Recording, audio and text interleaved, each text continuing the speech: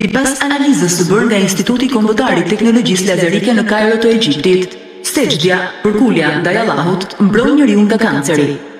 Sipas kësaj analize, sejdja ndikon shumë pozitivisht tek gratë të zëna, duke e mbrojtur embrionin e tyre nga deformimet e mundshme. Krahas kësaj ndihmon edhe më shumë ndaj sëmundjeve trupore dhe psikologjike. Kryetari i Institutit Kombëtar të Teknologjisë Lazerike, njëherësh edhe profesor i biologjisë, pohon se në këtë periudhë trupi i njeriut nga çdo anë është duke u përballur me rreze elektromagnetike, kështu që absorbon më shumë rreze.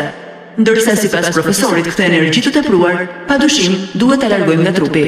Sipas rezultateve të analizës së bërë, njeriu në pozicionin e sejdës është në kontakt me 7 pjesë të trupit me tokën, dhe kjo ndikon në rritjen e energjisë së çliruar. Kjo ndikon pozitivisht në eliminimin e lodhjes dhe në sëmundjet e tjera. Sipas profesorit Ziaedin, për të liruar energjinë në mënyrë sa më të shëndetshme gjatë qëndrimit në sejdë, duhet të kthehemi në drejtim të qabes, gjë që sipas profesorit, qabja është qendra e tokës, dhe drejtim nga qendra e fytyrës së tokës është pozicioni më ideal për të liruar energjinë nga trupi.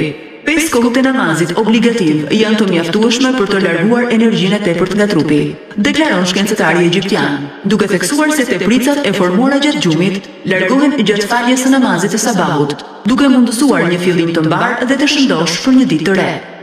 Namazi i drekës, i kindis dhe akshamit paksojnë lodhjen dhe stresin ditor, duke mundësuar një qetësi psikologjike për njeriu, ndërsa namazi i yatsis largon pjesën tjetër të energjisë së tepërt të marrë gjatë ditës, duke mundësuar një gjumë të shëndosh për njeriu.